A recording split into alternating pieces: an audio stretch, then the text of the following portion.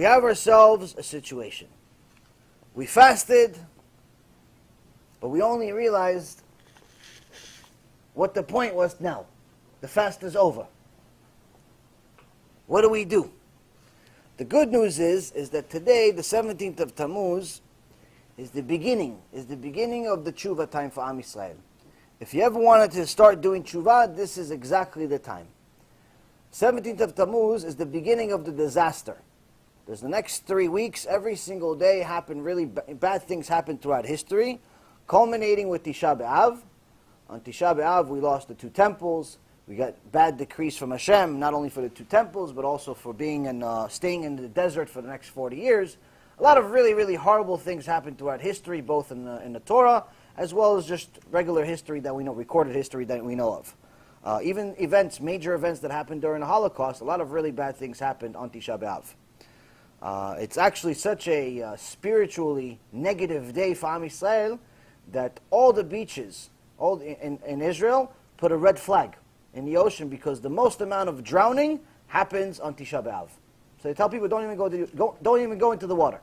It's dangerous waters. So if anyone needs proof that God runs the world, just go to the ocean in Israel, you see it.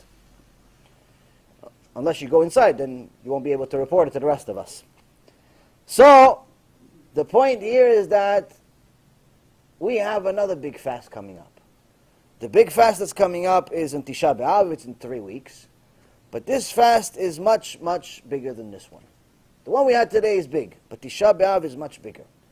Not only because we have to do more, we're not allowed to take a shower, it's for a longer period of time.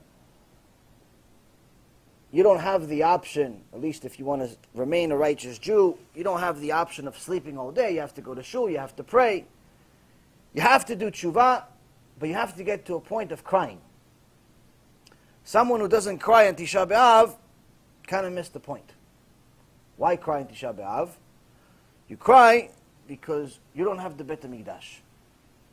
Now for most Jews, myself included, most of my life that meant absolutely nothing to me. Most people are not going to tell you that, but it's real.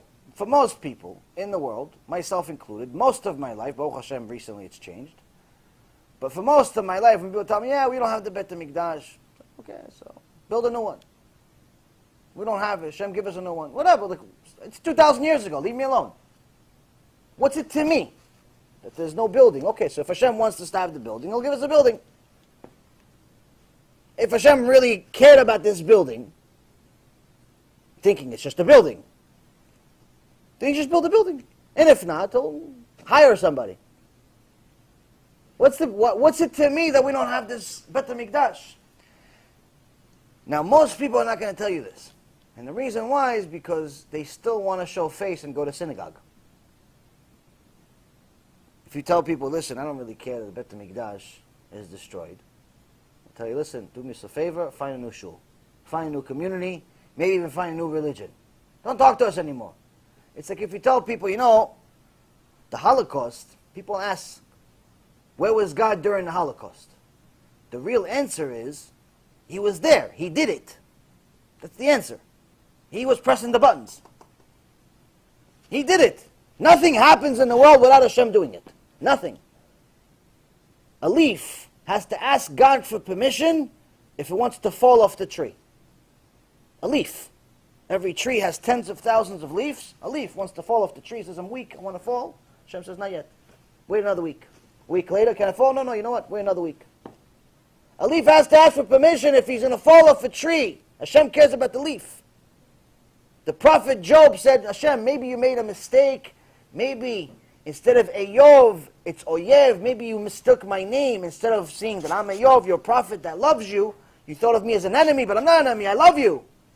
Hashem responds to me. He says, I know the name of every single hair on your head. Which means that every hair on our head, Hashem gives it a name. The hair. Now, I saw in a book recently, in our research about wigs and everything that's misunderstood in the Jewish world today, scientists have estimated that the average head has between 90,000 to 150,000 hairs. Average head. So that means that on your head right now, there's approximately 125,000 names. that Hashem knows. Before each one of those hairs decides to fall, turn gray, turn different color, anything, has to ask permission. Hashem, can it turn gray? No, yet, he's too young. Week later, yeah, you know what? He made a sin last week. Turn gray, make him upset. Yes, the hair has to ask for permission if it wants to turn gray. So what, you think the Holocaust just happened? But if we tell this to a lot of people that are very sensitive about the Holocaust, like, oh, that's mean, these were holy people. Who's saying they weren't? They were holy people. I love them as much as you do. But to say that anything else other than Hashem caused it is kfirah. It's 100% heresy. Because you're saying that there's a power beyond God. So now, this very same God decided that Tisha B'Av is going to be a day that unfortunately is going to be a day we're going to suffer. The negative things that happened in the Holocaust, the negative things that happened in the Bet HaMikdash, which by the way, the Bet HaMikdash was drastically worse than the Holocaust as far as quantity and deaths and disaster, but nonetheless, this is the recent disaster we have recorded that most people connect to, which is obvious why, because maybe they still know somebody that survived it or perhaps died in it.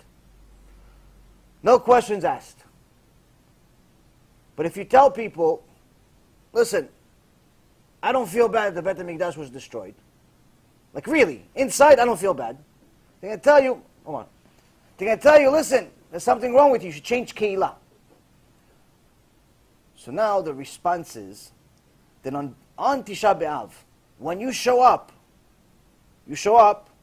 to the Beit Knesset, and you're sitting on the floor like everybody else, what's everybody doing? What's everybody doing on Tisha B'Av? They're sitting on the floor, they're looking at the book, but in reality, what's everybody doing? They're always looking at the three guys that are crying. Saying, why is he crying? Why is he crying? What, it's his house? Why he lived there? Why his uncle owned it, built it? What happened? Why is he crying? Everyone is asking why there's three guys. There's 500 people in the shul. There's three guys crying. Why is he crying? I know myself, I used to ask the same question. Why is he crying on Tisha B'Av? Why? Because I didn't feel bad about Bet HaMikdash. I didn't feel bad. I didn't connect to it. Now why didn't I connect to it? For the very same reason of those 500 other people that are looking at the guy crying. They didn't know what happened there. They didn't know what the significance of the Bet HaMikdash was. So today we have an opportunity to start learning what actually happened in this Bet HaMikdash. Why do we need to yearn for it? Why do we need to cry for it? What actually happened in this Bet HaMikdash that we should mourn it not existing? If somebody lost their house to chas v'shalom, something, a fire or a flood, Shem Echem, all of these disasters that happen on a daily basis in the world, people lose their houses all the time. But once the insurance check comes in, nobody feels bad anymore. Everybody starts getting excited. Why? Because they're building a nicer house for more money even. And still have change. Because everyone's overinsured. You have a $500,000 house, insurance for $1 million. So now you're buying a house, extension, maybe a car too. So as soon as the check comes in, everybody's excited, plus the insurance company pays for the hotel. So no one's crying anymore as soon as the check comes in. Everyone's crying until the check comes in. But here we don't have a check, and we're still expected to cry. Why are we crying? Because once we understood the significance of the Bet HaMikdash, you'd actually cry every day. A little bit every day. A little bit every single day of why we don't have the Bet HaMikdash.